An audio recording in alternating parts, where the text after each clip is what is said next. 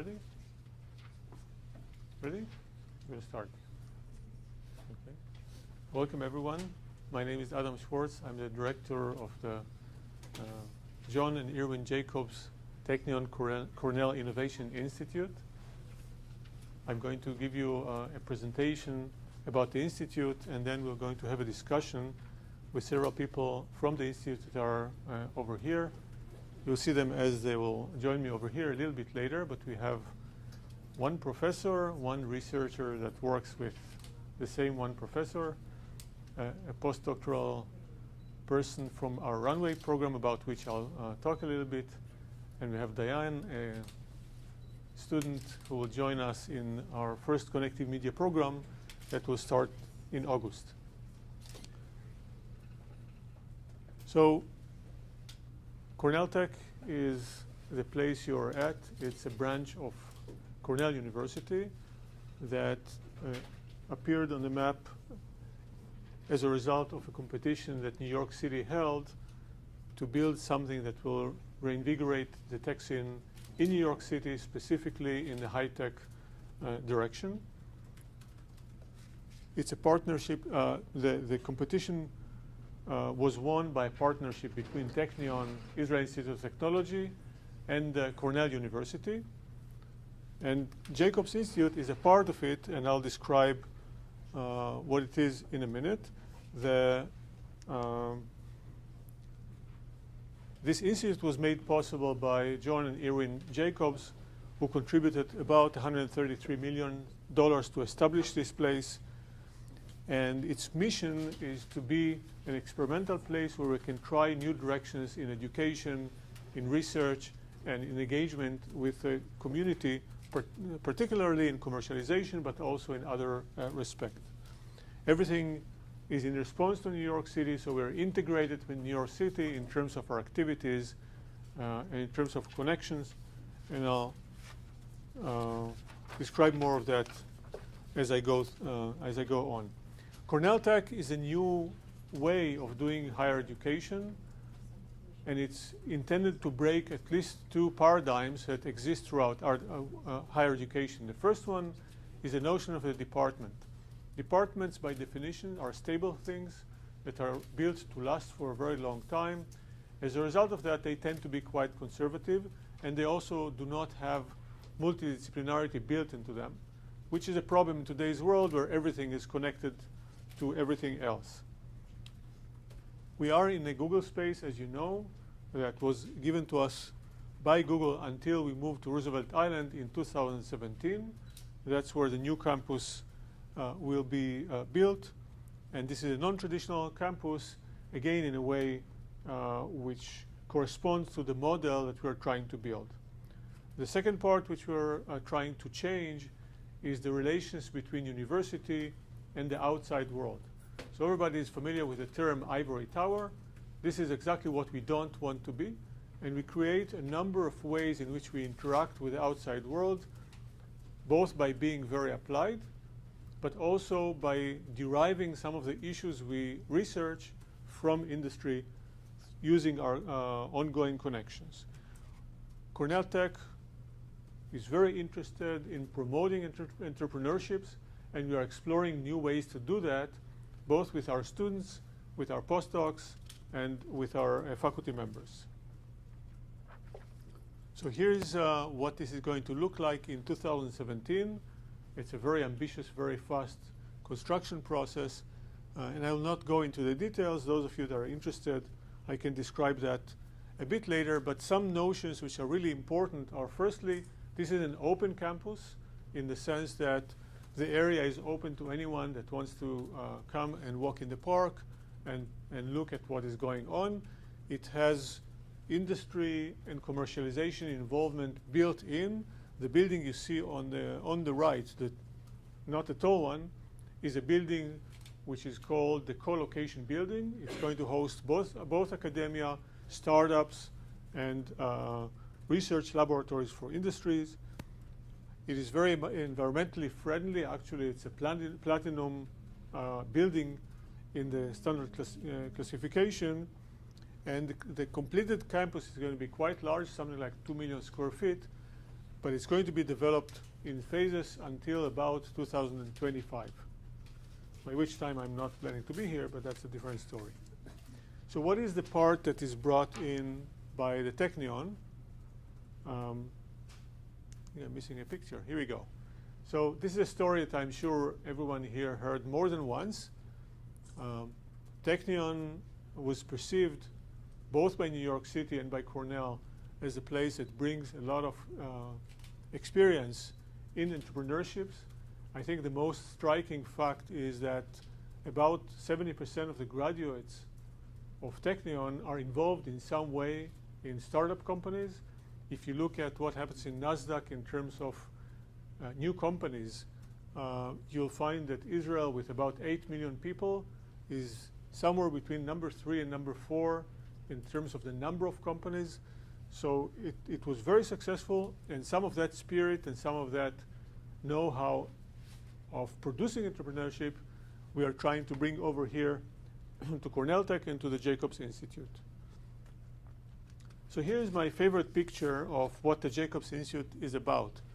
It's part of Cornell Tech when it's convenient for us, and it's a little bit on the outside when it's convenient to be on the outside, because we do want to break the standards of the university. And the way to do that is whenever the administrators say you can't do that because that's not by the rules, they say, but we're not subject to the rules because we're on the outside. And it's a game we play with Cornell Tech, and we're both very happy that we can play this game. We are a part of Cornell Tech academically. We do everything together, but it's good to have the option of saying I'm not subject to your rules. It's also good to have a unit within the organization whose function is to be a sandbox for new things, to try out new things, and to steer the environment all the time to make sure that we don't freeze as Cornell Tech, we don't freeze in a pattern.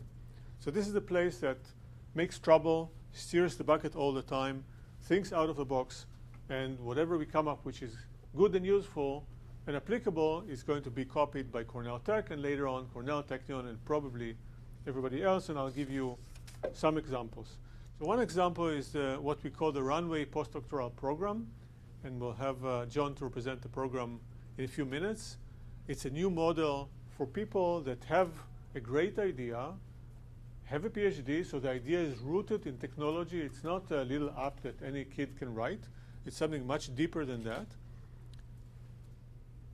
The main reason why universities are not successful in spinning out a lot of those is that universities are used to intellectual property in the domain of medicine, which was the first universities entered into, and it's still the largest in terms of income to universities. Developing medicine is a process of about 15 years, and if you have to involve several lawyers in discussions of what to do with intellectual property, that's okay. You have plenty of time to do that. In the high-tech world, things move really fast. You have somewhere between 3 to 6 months to close everything. And if you go to the lawyer and the lawyer says, I'm busy now, I'll get back to you in 3 months, it's too late. You just cannot work that way. And we have a unique intellectual property model which was made possible because of that little blue circle sticking out. Because intellectual property of Jacobs belongs to Jacobs, not to Cornell, not to the Technion. And because everybody was happy to do an experiment, which is very unusual as far as universities go, in this little unit, which is for that purpose on the outside. And we think this is going to be a very successful model. I'm sure John agrees. And eventually, I believe universities are going to adopt this, which is what we are about. Inventing new things, letting everybody test them. If they're successful, then everybody will copy. Let me give you another example of the unusual way in which we do things. Usually, universities think about programs. They build a department. They build a program that could be information science, which is a relatively young department, computer science, which is more established, electrical engineering, which is even older, physics, which is even older. And the department is there to stay. It gives education in a specific discipline. And so by definition, it's fairly limited and narrow. We want to look at education from the other direction. What is it that I want to work in? If I want to work, for example, in healthier life, and I'm picking this because More will talk later about connective media. If you want to work in healthier life and bring knowledge from information systems to healthier life, there's a lot of background you need. You have to understand regulation. You have to understand physiology, or you can't talk to the doctors. You have to understand how hospitals and providers work. There's a lot of domain knowledge that you need. There is also a common core of technical fields that you need to know, and there are quite a few of those. But we build our programs on two principles. The first one is we look for a domain where we can be very useful and create a revolution and change things fundamentally. And then we build a program around what is it you need to know in order to be effective in that domain. And the second principle is these are not things that are there to stay. They are there as long as they are areas that have a serious impact. And if you find out that one of them does not have an impact anymore, then we're going to close this one and open a new one. So it's a model which is very flexible. It changes all the time. And again, this is what we're about. It's a place to try new things, to change all the time, and to steer everything so that we keep changing and we don't freeze in old patterns. Just some information. We have a Master of Information Science Systems in connective media. The program is going to start in fall 2014. We already have one student representing the program over here. The program in Healthier Life is planned to start in fall 2015. We are through the approval process. We are going through the approval process right now. We have a runway postdoctoral program launched in February 2014. Right now we're recruiting the second group that will start hopefully in August. And the Connective Media Hub, you'll hear more from more, so I'm not going to go into the details. The Healthier Life is about information systems in the Healthier Life domain, but not necessarily information systems that will serve big administrations. It's mostly, like most things that we do, things that will serve individuals in how they collect information, how they use information, and how they obtain decision support systems from devices that they have. So again, welcome to Cornell Tech. And I think I'm done with presenting things, and I'll invite the panelists to join me, and I'll introduce them as they come on stage, and we'll have a little discussion. If so we those have of you in the back want to move up towards the front so you can hear a little better, now's a good time. So please join me, and let me introduce the panelists. We have on my left Mor Naaman, a professor, the first professor in Jacobs Institute. Fonda is a PhD student working with Mor, and John is one of our first group of runway postdocs, and he'll describe what he does in a minute. And Diana is a future graduate student in our Connective Media program. I'm glad you could make it all the way from Boston. So why don't we start by all of you introducing yourself briefly. So start with Mor. My name is Mor Naaman. The first thing to know about me is that I'm a little sick, so I just came in for you guys, and after that I'm going to collapse on some bed somewhere. So excuse me if I say anything really bad.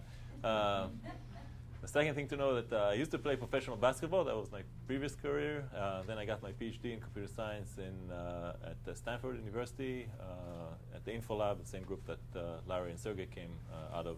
I joined Yahoo Research Berkeley after I graduated, and then after 3 years went back to academia at Rutgers, and finally joined Cornell Tech last fall. Hi, my name is Funda Kiran-Swain, and I'm a doctoral candidate at Rutgers University School of Communication and Information, and I'm working here primarily with Mor in Jacobs Institute as a doctoral researcher. Well, in my previous life, I was a user experience designer for some years, and I'm planning on graduating soon, and I will be joining Facebook as a user experience researcher. Hi, I'm John Baspigill. Originally, I'm from Chicago, and I just finished up my PhD at Stanford in civil and environmental engineering. I focused on the built environment, sustainable design, and construction. And here I'm one of the fellows in the Runway postdoctoral program, where I'm working on to commercialize my research. Hi, I'm Diana Liskovich. I'm a recent graduate from MIT, where I studied physics, and I focused more on applied physics during my internships, and I'm going to be joining the Connective Media program this fall. Okay. So thank you. So the Jacobs Institute is a collaboration between Technion and Cornell. So let's see what, how you see the Technion play in here, in this particular place, from your experience. Well, we have a lot of interactions with the Technion. We have people coming in as visitors. We have collaborations. With Technion, I have one collaboration that's ongoing with one of the faculty at the Technion, so I communicate with them a lot. We have some of the graduates that join us either as Runway postdocs, the couple in the program, or in other ways. And in general, we have, I think, we have the attitude here, the Technion attitude that appears a lot, obviously, through Adam and the other visitors on campus, where it's the Israeli Technion attitude. It's kind of like New York, only even more extreme. Sorry. So I think that brings dynamic, refreshing element to day-to-day life here. Want to add something? More, I mean, summarized pretty much everything about Technion. My advisor is at the Technion, so it's an interesting relationship because we have a lot of interaction on Skype, and he's very accessible. So he lends a very technical, obviously, perspective to my research, and is just really on board with helping me to get my company off the ground here. So. It's probably new for you. Something that I guess I haven't experienced the campus yet, but I guess I know a lot that Technion is has great technical programs and is very involved in startups, so I'm excited to see how that is implemented here. All right, so let's talk a little bit more about the Connective Media program, and the person that basically leads the program in here in terms of how the educational program looks like is More. So why don't you tell us a little bit about that program? The Connected Media program is really meant to train students to this world that we now all know that really brings together or converges the areas of media, communication, and information. If you look at platforms like anything from Facebook to the New York Times to Spotify, these are at once media platforms and social platforms where people communicate. So to be able to innovate and start new ventures internally or externally in these areas, we think that students need to have education, not only strong technical education, but also significant knowledge in the human and social aspects that go into media platforms. So the program was designed for them to do that. They have courses that they'll take that understand the psychology, the sociology of what people are doing online, how people communicate, of media, as well as deep technical classes. Our technical classes, for example, are the core, and they will be the core for all the Jacobs programs. And we have 3 classes that will be core. One is about building stuff, one is about data, and one is about people. So the building stuff, we call this building startup systems. So we'll give our students the first semester all the tools they need to have to be able to build a startup, essentially, to become CTOs. The second one is data analytics, which is a machine learning / data class where they learn how to work with data, which is obviously a big deal. Everywhere you end up, either a startup or industry, you have to understand that well. And the third is human-computer interaction, where they will learn how to use user-centered processes to design, come up with ideas, test those ideas, and deploy them in the world. So we think this is the core technical aspect that the students should have. And then a number of technical electives and the human and social aspects of the program. So Funda, maybe you can give us example in terms of your research. Absolutely. So basically my research falls more into the social and human part of what More has described. There were some handouts outside, but I can summarize to you. I look at how people communicate and experience loneliness in social network sites. The study that I want to talk to you about today very quickly is about how people publicly communicate about feeling lonely on Twitter. And we just finished a study and we'll present it in the next month about how these public expressions come to being, what they communicate about, and what kind of responses they garner. So, you know, everybody's talking about whether or not social media makes us more lonely and less lonely, and we're not answering this question here, but we're more going into what loneliness feels like in the age of connectedness. And some of our more interesting findings, for example, is that when people express a serious, more severe experience of loneliness on Twitter, they get less responses than people who talk about a more lighthearted experience. But when they do get responses, the responses they get are very empathetic. So this was like one of the nice findings, but I encourage, if you're interested in the topic, to read more about it through the handouts. So I know you had some other great offers from great programs. What made you decide to come to this program? Well, I really liked that this program is very technical, but as well it has a lot of business and entrepreneurship classes and education. So it's more interdisciplinary and broad. And I also really like the hands-on focus, and that there's a extended project that we get to work on in industry and learn about applying the things we learn in this project. So. Okay. So more, I know that the creation of the program involves some well-known companies such as New York Times, Facebook, and so on.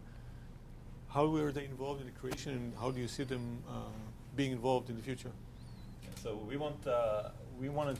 So you know, one of the things that we're trying to do here is to reinvent graduate education and make it more meaningful, so our graduates can get out of the program and immediately do something significant, either in a company or in a startup. And one of the ways to do that is to engage industry, from the ground floor, engage them in what they think, what skills graduates should have, and what they should learn and know by the time they join the workforce. So we brought in companies like people from Twitter and Facebook and the New York Times and Hearst Publishing and a bunch of startups from the New York area, Etsy. In fact, a speaker that is coming at 12:30 was part of that forum to really help us think about what this program should be and what we should teach. And I expect that they'll continue to engage throughout the program in various ways. One way that we already have structured is projects. We have companies from the outside suggest projects for students to take on, and students pick those projects and work on them throughout the semester with an industry contact from that company.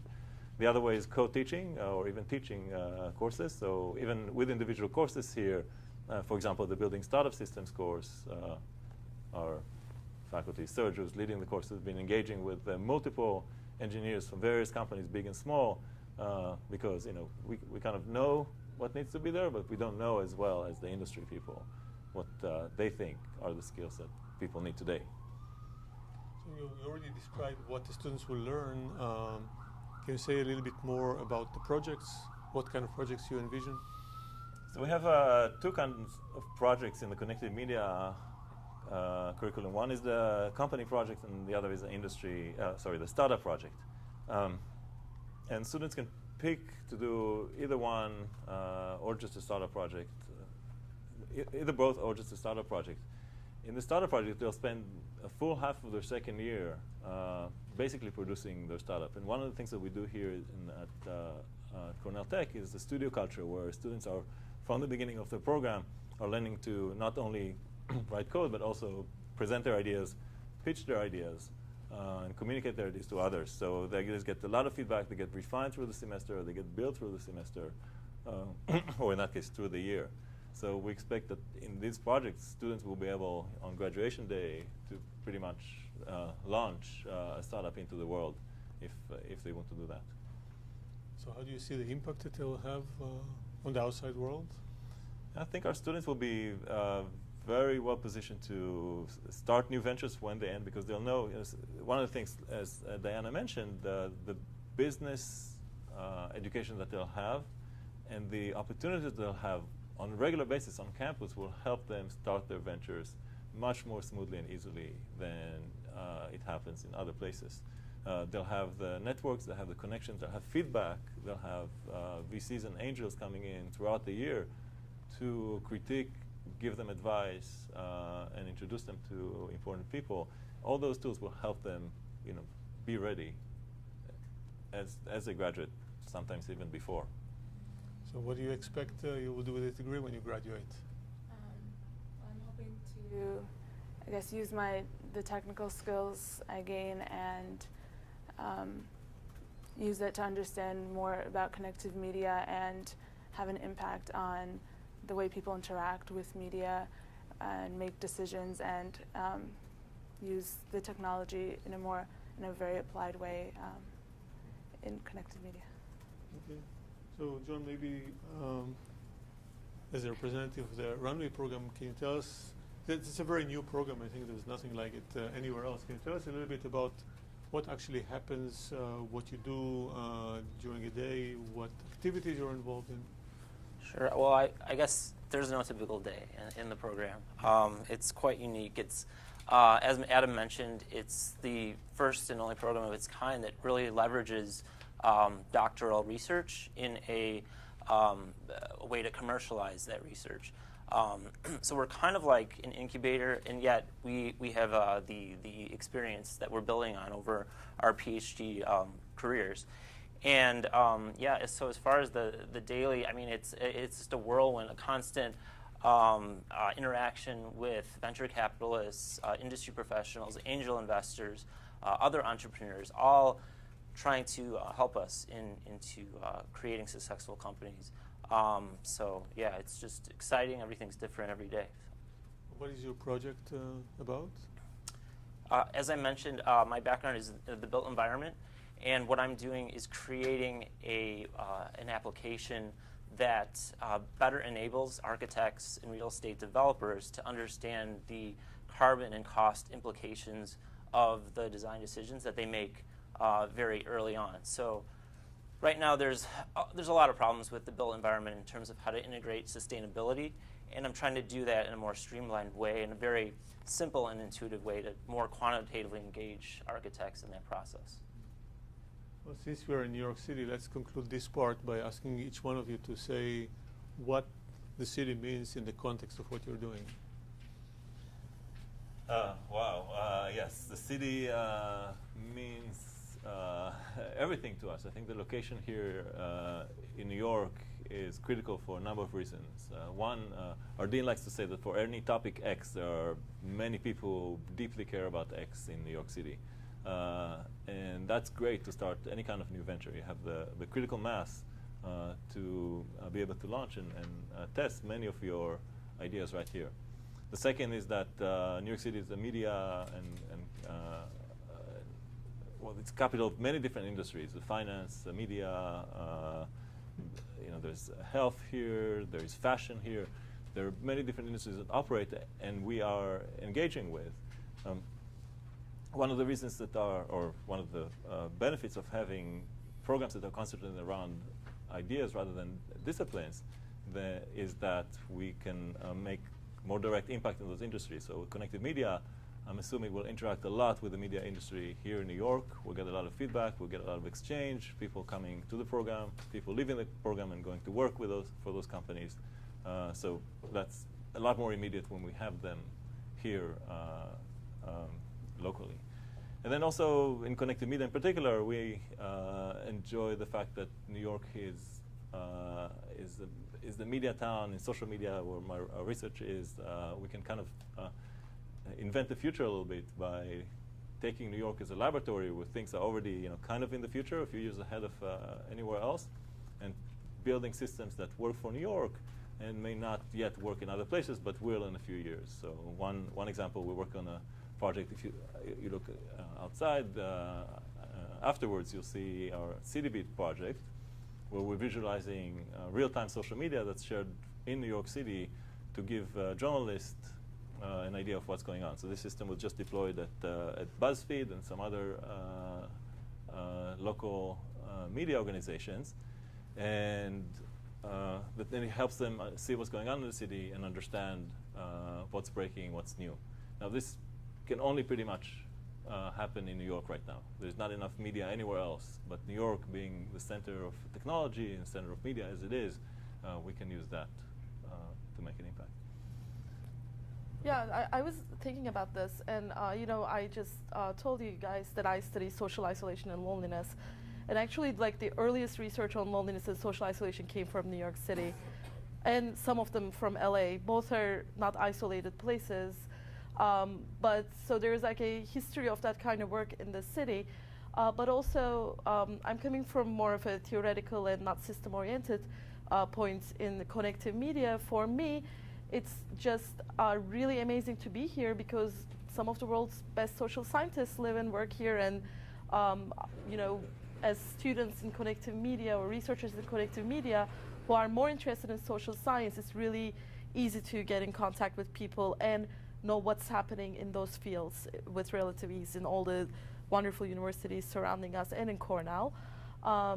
So for me also, this is like a really vibrant academic environment, and also constantly makes me think about how my findings and my projects can be applied to real systems and real technology. As far as my trajectory that brought me here from California, so former Mayor Bloomberg actually spoke at my graduation back in June of 2013. And he challenged people like me to really come out here and bring technology out from Silicon Valley. And so I met his challenge, and I'm here to bring technology into the architecture community. There's really no better place, as I see it, to study and research issues in the built environment than in New York. And in particular, New York City has so much going on right now in this area. For example, Plan New York City 2030 is a challenge that invites architects and real estate planners to create more sustainable communities. And so I see no better place than New York as far as integrating technology with architecture. So I grew up in New York, and I'm excited to be coming back and being part of the tech scene here. And I think it's a vibrant tech community and has a lot to offer, and I want to be part of it. So. It's also a lot of fun. Yeah. Can I add one? So we talked a little bit, Funda and I talked a bit about what we get from New York, and I think John and Diana are examples of what New York will get from this campus. And I think we can already see the impact that the campus will have on New York City, partly by bringing Diana back and bringing John here. And the Cornell and Technion names, I think, are huge in bringing students. The numbers that we'll have are also significant in bringing students here that will then stay here and make significant impact, because we're also giving them the tools to do so, stay here, start their ventures where it's increasingly getting the best place to do that. That's for industry. For academia, it's also has been a huge, I think Bloomberg has given a lot to the academic environment here. We have now a third pillar, right? We have Cornell Tech, Columbia, and NYU. And in technology, we have now three very strong programs that can become a leading place to doing information technology, information science, and computer science work. Thank you. So I think I'll open the floor to questions from anyone. Yes. You already gave an example of how connected media is going to work in journalism with the BuzzFeed, you said? Mm-hmm. Can you give specific examples of other industries, like in healthcare or finance, fashion? How would that work? Deborah, you want to answer? You want to answer the question? Well, I think Moore should answer it first, in the sense that connected media does, interestingly enough, cut across all of them. And then there's an opportunity to dig deeper in those in the other hubs. Right. So Healthier Life, for example, or the things that we learn, we'll introduce in the program about how, for example, the aspects of computer-mediated communication, or like Funda suggested, of studying how people get social support through social channels, that will also have impact on applications that help you recover, feel better, keep wellness and health activities going, which is one of our studies on Twitter. Actually, we looked at how people use Twitter to maintain health activities and goals. So these platforms that connect people are now impacting every single aspect of our lives, and it's not a coincidence that Facebook is now very much focused on making people feel better, right? So they want you to feel good when you go in. You need to understand a lot about both the medium and people to be able to do that. So Deborah Estrin is the person who is creating and leading the Healthier Life program, which we hope to launch in 2015. And before I ask her, let me try to say something, and then you'll correct my mistakes. So Healthier Life is not about hospitals. It's more about individuals. And one very important thing you can do is change the way people behave. To change the way people behave, you can give them instructions, which usually don't work, but you can also create a community that supports them and directs them to the right direction through tools like connective media. And you can really guide people into healthier foods, into exercise, to a lot of activities which are going to make them healthier. A great intro. And so I think we'll be learning from connected media in many ways, both because connected media, if you will, is the most horizontal of our verticals in that it cuts across. And also we'll be learning from connected media in terms of how we design these, as Adam refers to them, these MET programs. We're bringing a lot of systematic content and domain knowledge into these technical degrees and intermixing them with the technical foundation. So Healthier Life will cross over as people are outside the hospital, as they come in and out, as they operate as individuals, as they operate as part of family units, as they interact with health coaches, and as the whole health system in this country in particular, the health system itself is changing. And there are all sorts of new opportunities for information technologies and data to come in and make this new structure for the health system much more effective, focused on prevention, focused on avoiding readmissions and all sorts of things. So we'll be working with connected media and actively following their lead. I think Deborah pointed to one thing which is really very important in this campus, which is it's an open campus in the sense that if I want to figure out who is in here, all I have to do is sit up from my chair and look around, because it's an open space, and I can go and talk to Deborah, and Deborah can chat to more. And this creates opportunities for research, for development, for ideas that do not exist in other places, just because of the chance interaction, because of the very frequent interactions, very tight interactions from people from different areas that find out that actually they have something in common to discuss that will produce something new. And the Jacobs postdocs have been an incredible addition to that mix. A number of them are working in things that are somewhere in between, whether you call them connected media or devices or Healthier Life, and they've just really enlivened the technical community. Yes. You mentioned that you are giving students the tools to stay in New York after they're done with the program.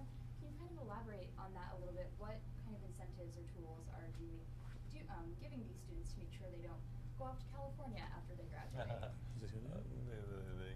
Well, take it if you have a... So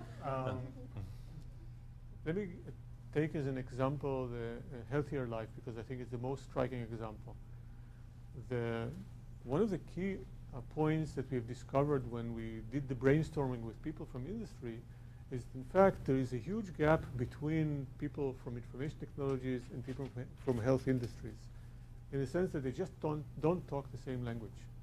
They don't understand each other, and that's why Healthier Life program has so much domain knowledge in physiology and regulation. For example, for somebody who's in the program, that we place that person during the summer in some visit, and then during the second year, the person stays in the same place and does this project for a year. He's invested in the place, comes to appreciate the abilities and potential of that person. Most likely, I'll ask him, the person after he graduates, stay with us and do a revolution from within right here. This is one model where the natural thing to do is to stay here. Another one, if you look at the campus, the way it's built, is the co-location building. So look at the student that Moore described. So there's a great idea when you're sitting here, and The start of project is indeed something which was started. He's doing it with a mentor. Most number of things. 100 yards to the co-location building, stay very close to the site, very close to all the people who come to the site, they're coming over here and giving help and giving advice. It's a very smooth transition to that place. Now, once you do your startup over here, most likely when you grow and you scale, you'll start by doing this here in New York. And this is the concentric or the onion model that we've developed in this place. We build from a core which is not large in numbers, but people tend to stay near the core because it gives them a lot of service, and that will create a big number of people. Just to add, I think our graduates will be New York's to lose, right? Because they'll be embedded here both in industry and in the startup project and connections to venture capital and other sources of funding. So to move to New York, to move away from here will be less natural for them to just stay. So there will be official mechanisms, for example, the space, the co-located space, but there will also be just the natural tendency of people to, having made connections, having come to know this industry here, to just stay. And I think bringing in those large numbers of students here, that's already something that will contribute to the growth of the industry. Okay. Right, well, right now you're headquartered in Chelsea, in the Google, where if you step outside the building, everything in the world you could ever want is right outside. It's probably even inside this building. You're eventually going to be moving to Roosevelt Island, which is more bucolic, to say the least. You know, grass and trees, and there aren't that many services there. How do you think that will change, or will it change the school at all? Well, so we are going to have housing on Roosevelt Island, and if you ask people, you'll find out that some people really like the idea that they can stroll out of the campus into the grass and trees and watch Manhattan from a distance of about half a mile, but still walk for 5 minutes to the subway station. In one stop, you're inside Manhattan. Some people actually would live in New York City because they want to be inside that, so it will be one stop to go to school or to go to work. Some people actually prefer to live in other areas, and that's fine.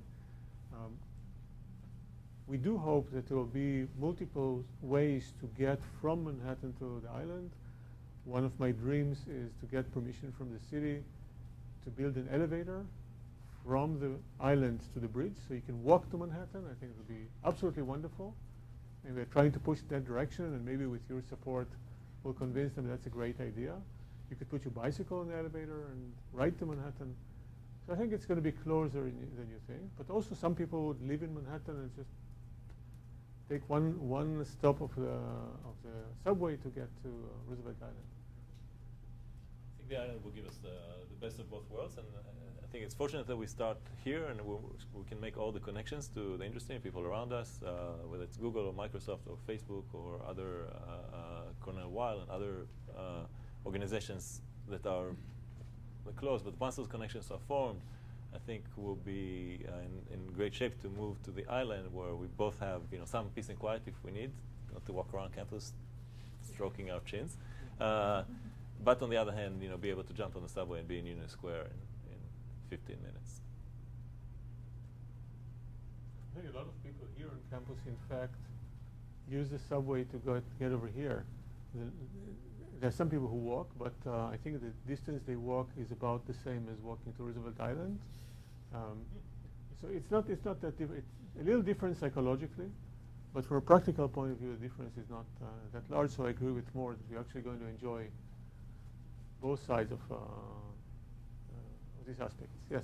And from the connection to Health Your Life, the amount of clinical expertise that exists on the Upper East Side, which will really be so close now to where we are, is going to be an added benefit. Additional questions? Just want to touch on one thing we haven't brought up is the fact that in Jacobs in particular, and throughout Cornell Tech, we have the faculty, they all have some external engagement or outside world impact that they've shown before they came to Cornell Tech. So in many cases it will be a startup. So Serge who's sitting here and myself, we have startup experience. In other cases it will be some other significant impact that the faculty had in the world. And that's the fact that every faculty has that will be huge for our students, right? Because if a student comes to me for anything from startup advice, research advice, they'll be able to get at least my take on it, which I can tell you, the startup is now running for a couple of years. My take on it now is a lot more informed than it was 2 years ago. And just knowing how things work in the real world and knowing what drives startups and knowing what drives and can help innovation will put us, and also the model where we interact very closely with the students here on the projects and in the classes, I think will be a huge differentiator for this campus and for these programs. So let me add that Deborah was left out. So Deborah did not start a commercial startup, but she's a co-founder of a very substantial non-for-profit organization. And for us, external engagement is just that. It's external. It doesn't have to be for profit. It can be anything. You can influence the education system in New York. You can influence government. You can influence people. Whether you become rich out of that or not is not the issue.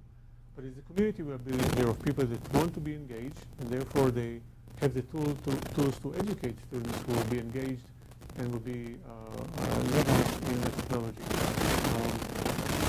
If you look at the industrial world, commercial world, around high technology today, look at the rate at which it changes. They change programming language every other year. I think when I went to school, there was basically Fortran, and everybody was using Fortran. It lasted for dozens of years. Now, every other year, there's a new programming language, there's a new model of how you work with your colleagues. Everything changes extremely fast. And you have to have an institute like the Jacobs Institute that is built to change and is able to change very, very fast in order to give students some experience which is relevant. By the time they're out of the door in here, they know how things work, they know what is important, they know what they need to do to have a startup, or to go to Google and change Google from within, because they've experienced everything that is happening in a sheltered way with a lot of information, and they absorb it and they're ready to apply it to the external world. So unless there are additional questions, I think we'll stop here. And where do we go from here? Well, everyone's invited to join us for lunch in the Commons. And if you want to ask questions to anyone in particular, that's your chance. Thank you.